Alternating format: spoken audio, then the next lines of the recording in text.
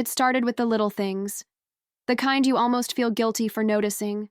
Fewer kisses in the morning, shorter goodbyes at the door. That quiet space between us that used to be filled with stolen glances and soft laughter, now just silence. He'd look through me instead of at me, like I was slowly becoming invisible in our own home. I told myself it was just work stress. After all, he'd been pouring himself into that new project for months. When I finally asked him if everything was okay, he barely looked up from his phone. Just muttered something about deadlines, pressure, the usual excuses. I didn't want to push. I didn't want to be that wife, the nagging one, the paranoid one. So I smiled, touched his arm and said, "I know you're doing your best, my love. I'm proud of you."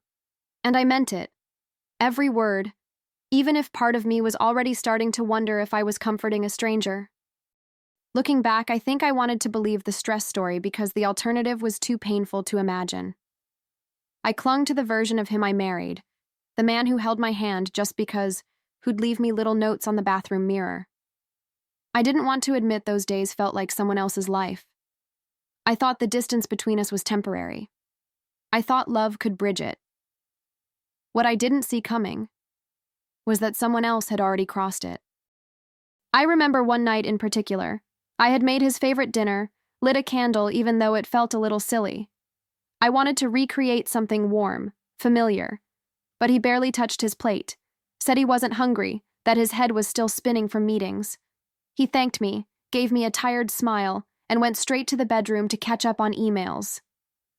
I sat there alone at the table, staring at 2 untouched plates and wondering when I had become just background noise. But I kept telling myself relationships go through phases. People drift and come back again. Maybe this was just a low tide. I still wore his hoodie around the house when he wasn't home. I still folded his laundry the way he liked.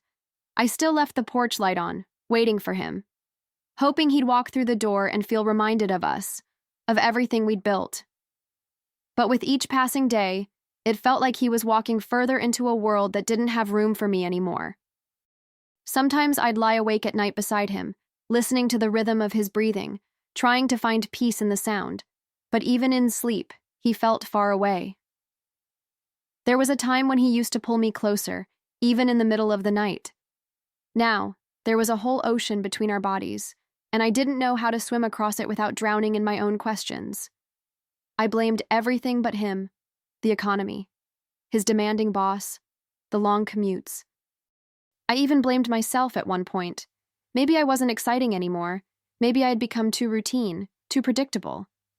I started overcompensating, dressing up for no reason, texting him sweet messages during the day, suggesting spontaneous date nights he always seemed too tired for. And when he didn't respond the way I hoped, I told myself, he's just overwhelmed. He'll come back to me soon. One evening, I caught my reflection while brushing my teeth, eyes dull, smile forced, and I barely recognized myself. I used to feel secure, wanted, safe. Now I felt like a placeholder, a supporting role in the story of his life. And still, I held on. Because that's what you do when you love someone, right? You give grace, you stay loyal, you believe them when they say it's just a tough season. The night he left for that business dinner, I didn't hesitate. I straightened his collar, smoothed his tie, kissed his cheek, and whispered, "Hope it all goes great. I love you. You're everything to me." And as he walked out the door without looking back, I believed the wedge between us was stress. I had no idea it was another woman. The night had that quiet stillness to it, the kind that makes you feel like something's about to shift, even if you can't quite explain why. Nathan came out of the bedroom dressed sharp, dark blazer, clean shave. He looked polished, like he was going somewhere that mattered, and I told myself, of course he looks good. It's an important dinner. But something about the way he avoided my eyes as he adjusted his cuffs made my stomach twist. I wrapped my arms around him, held on just a second longer than usual. "Hope it all goes great," I whispered. "I love you. You're everything to me." He gave me this faint smile, polite, almost rehearsed, and kissed my cheek. Not my lips, just my cheek. Then he walked out the door like he had a cab waiting. "No, I love you too. No last glance, just gone. And still. I stood there by the window watching the headlights disappear, thinking, he's just under pressure. He'll text me soon. Hours passed. I kept checking my phone. Set it face up on the table during dinner. Took it with me to the bathroom. Every buzz made my heart jump, until it didn't. Eventually, I curled up on the couch with a blanket and scrolled through old photos of us. Weddings. Vacations. Laughing at stupid things. I needed to remember those versions of us.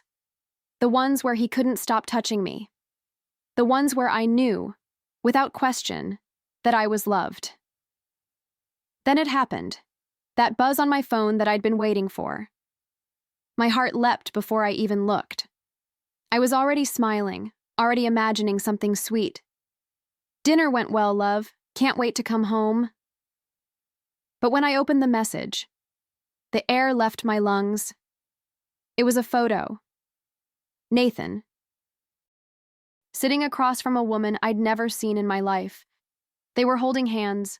Her nails were red. His face was relaxed, even smiling. And the caption? He's with me now. Start packing. You're done.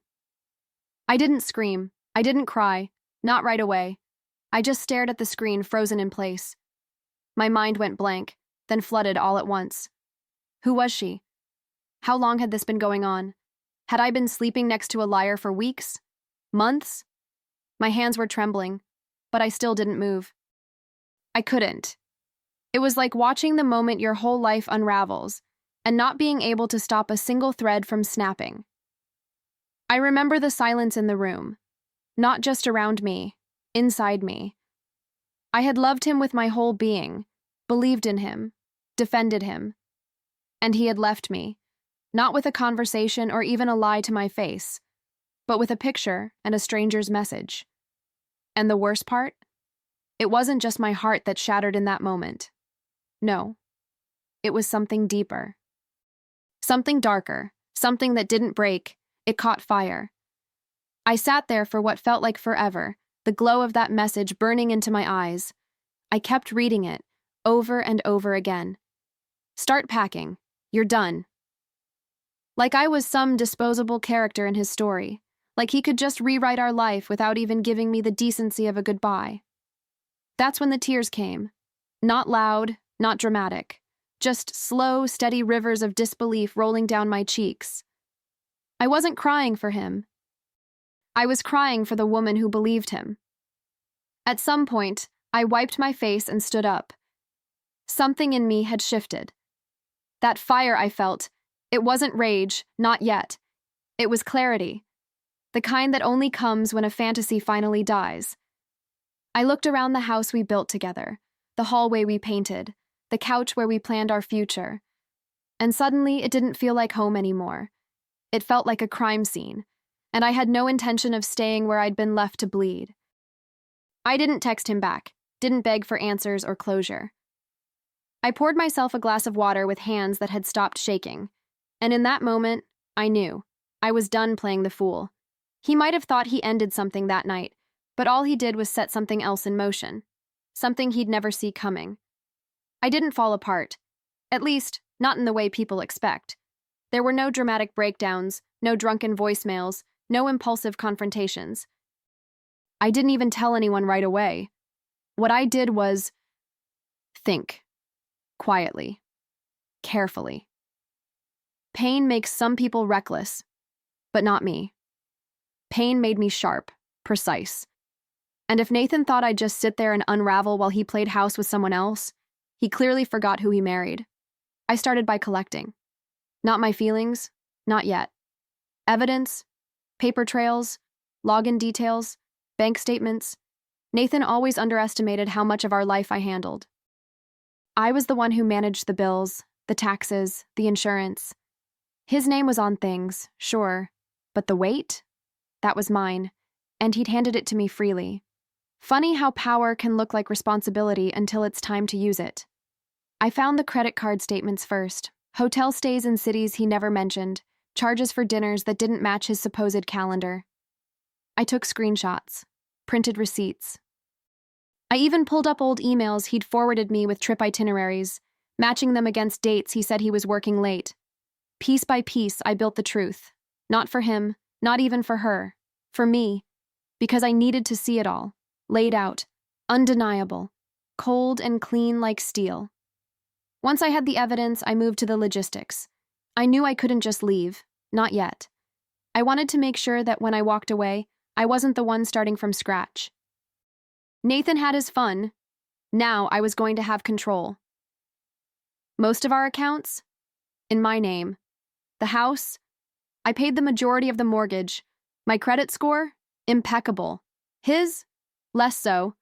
He had no idea that while he was out pretending to be someone's fantasy, I was holding the foundation of his real life in my hands. I called a divorce attorney, someone sharp, experienced, and highly recommended. I didn't cry during the consultation. I spoke clearly, calmly. I laid out the timeline, the documents, the photo. The attorney nodded, impressed by how organized I was. "You've done half my work already," she said. I didn't smile. I just told her, "I'm not interested in revenge. I'm interested in what's mine." And I meant it. This wasn't about rage. It was about reclaiming my place at the table, without him in the seat next to me. I also began making copies of everything that mattered: birth certificates, deeds, tax returns. I opened a new checking account, transferred my direct deposit, set up a new P.O. box. I wasn't running, I was rebuilding. But this time, brick by brick, with no illusions. Nathan had built a lie on top of everything we once had. I was just clearing the rubble so I could finally breathe. I never confronted him. Not once. I answered his occasional texts with vague kindness, nothing that hinted at what I knew. Let him think I was still playing the role. The sweet, clueless wife waiting at home. Every time he called me babe or sent a thumbs-up emoji, I saved the screenshot. Evidence. Proof of his lies. I didn't need to scream at him to be heard. I just needed to be patient. And patience, as it turns out, was something I had in spades. The strange part? I started sleeping better. The ache was still there, yes, but the clarity was soothing in its own way. I had a plan. I wasn't waiting for an apology or an explanation. I was waiting for the perfect time. For the moment he'd walk through the door and realize just how much he had handed me and how little he'd get back. He thought he was in control, but he was just a name on paperwork I was already rewriting. By the end of that week, I had everything I needed. My attorney was ready. My accounts were secured. My dignity was intact. And every step I took in silence made me feel stronger. Nathan didn't just hand me betrayal that night. He handed me the scissors. And when the time came, I'd cut him out. Cleanly, legally, without ever raising my voice. He walked in like it was any other day, keys jingling, shoes scraping lightly against the hallway tile. I heard him call out my name, casual, like he hadn't vanished into someone else's arms just days before. Maybe he expected a fight, a scene. Maybe he even rehearsed a speech in the car. But when he stepped into the living room and saw what was missing, the photos from the walls, the space where my desk used to be, the silence, I think it took him a second to register what had happened. There was a folder on the kitchen table. I'd placed it right in the center, perfectly aligned with the edge. Inside, divorce papers. Every section highlighted, every detail outlined. Next to it was a short note, handwritten, just 4 lines long. "Since you're so eager to start over, I made sure you could, with nothing I gave you." I didn't sign it. I didn't need to. He knew my handwriting. He knew my precision. And in that moment, I think he realized he had underestimated the woman he betrayed. The bedroom closet was half empty. My jewelry box, gone. The bathroom counter, once filled with my skincare bottles and scented candles, bare. I had erased myself from the space with surgical care, not to be petty, not to be cruel, but because I wasn't leaving pieces of myself behind. He didn't get to keep remnants of who I was. I wanted the emptiness to speak louder than any goodbye ever could. I wish I could have seen his face. Not because I wanted to watch him suffer, but because I wanted to witness the exact second his fantasy cracked. The moment he realized that while he was chasing something new, I was preparing the endgame. I imagine he stood there, still holding his keys, reading that note once, then again, like maybe he misunderstood. But he didn't. It was all there in black and white, the boundaries I had drawn, the rights I had protected, and the life I was no longer offering him. He probably called me, maybe even more than once. I had already blocked his number. The woman he ran to? She was welcome to his explanations now. I was done playing interpreter for his mistakes. I wasn't interested in what he had to say, or in whatever version of the story he might have tried to spin. The man who walked out that door days ago wasn't the man I married, and the woman he left behind? She didn't exist anymore either. What he didn't understand, what men like him rarely do, is that silence isn't surrender. It's strategy. I hadn't slammed doors or thrown dishes, hadn't begged for answers or wept on the floor. I had simply moved with purpose. Every step, every detail, measured. That's what shook him. Not just that I left, but that I left without needing to explain why. He lost everything he didn't even realize I'd been holding. The house, on the market, joint accounts, separated, shared subscriptions, utilities, even the dog's vet records, transferred. I had thought of it all. Not out of spite, but out of self-respect. I wasn't leaving room for him to come crawling back or for me to second guess. I wasn't angry. I was finished. And there's a difference. Anger wants a reaction. Being finished, it only wants peace. I left behind a few things, not because I forgot them, but because they no longer mattered. A sweater he once complimented, a framed photo of our wedding, flipped face down in the drawer. And on the dresser, I placed one last envelope. Inside was a copy of my new address, not so he could visit, but so the final legal documents had a place to find me. There was no letter, no PS, no signature. Just a clean end to a story he didn't deserve to finish. As I closed the door to that chapter, I didn't feel empty. I felt still. Like everything was finally settling after a long, silent storm. I didn't wait for him to beg. Didn't wait to see regret in his eyes. He had given me silence for weeks. I just gave it back, in full. And as I walked away, there was no looking over my shoulder. Because when you've already grieved someone who's still alive, saying goodbye isn't hard. Starting over wasn't as dramatic as people make it sound. There were no grand declarations or sudden breakthroughs. It was small things at first, rearranging the furniture in my new apartment, buying fresh bed sheets in a color I never would have chosen before, learning the rhythm of living alone without feeling lonely. I wasn't trying to erase the past. I was just finally living a life that didn't have to make room for someone else's lies. I got a haircut, created a new email, reclaimed my name on every legal document. It felt empowering in the quietest way. I didn't broadcast my pain, but I didn't hide the truth either. One day, I shared a post. Just a quote. He left for someone else. I stayed for myself, and that was the best upgrade I ever made. I didn't tag him. Didn't need to. The story behind it was mine now.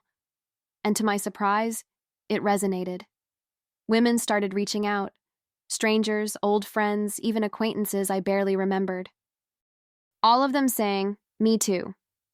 Somehow, my heartbreak became a bridge, connecting me to people I never would have met otherwise. I started speaking at local groups, writing short posts about boundaries, self-worth, the quiet power of walking away. I wasn't trying to be a hero. I was just trying to heal. But healing, it turns out, has a ripple effect. And while I was building something real out of the ruins, I didn't even realize I'd become someone others were looking to. I wasn't checking on Nathan. I had no curiosity left for him. But the universe has a way of circling back with receipts you never asked for. One morning, over coffee and emails, a message slid into my inbox. From her, the woman from the photo, no subject line, just a single sentence. I think he's doing the same thing to me. And beneath it, a screenshot, a familiar scene. Nathan at dinner, this time with yet another woman, different restaurant, same smug smile, same hand-holding routine. I stared at it for a moment, not with rage or glee, just quiet recognition. Like watching a rerun of a show you've already cried over. I didn't reply. What was there to say? She hadn't stolen anything from me. He was never really hers to win. He was a man chasing new beginnings without ever closing the last chapter. A man addicted to the applause of attention, the thrill of secrecy. I knew exactly what she was feeling, and that's why I didn't respond. Because I knew I couldn't save her from learning the hard way. There was a time I would have written back, tried to warn her, maybe even offered sympathy, but I was no longer living in that version of myself. She was standing where I once stood, in the confusion, the disbelief, the ache of being replaced by someone who would eventually be replaced too. I closed the message, took a deep breath, and let it go. She'd find her own way through, just like I did. That message was the final proof I didn't need. The last confirmation that walking away wasn't just necessary, it was the best decision I ever made. I wasn't angry at him anymore. I wasn't even hurt. I was just done. Emotionally, spiritually, entirely. He was still playing the same game, still chasing validation in the arms of women who hadn't yet learned the cost. Meanwhile, I was waking up in a life that finally felt mine. These days, I move differently. I say no without guilt. I love slower but deeper. I trust, but with discernment. And I no longer shrink myself to fit into someone else's unfinished story. I show up for me now, in the big ways and the small. And every time I choose peace over drama, self-respect over nostalgia, I win. Quietly, fiercely, without needing to prove anything to anyone, especially him. He may have left for someone else, but I stayed for myself. And that, in the end, was the plot twist. The woman he thought he broke? She didn't just survive, she rose. And while he spirals in the same old patterns, I've already turned the page. No revenge, no regrets, just freedom. And that is a story he'll never be able to rewrite.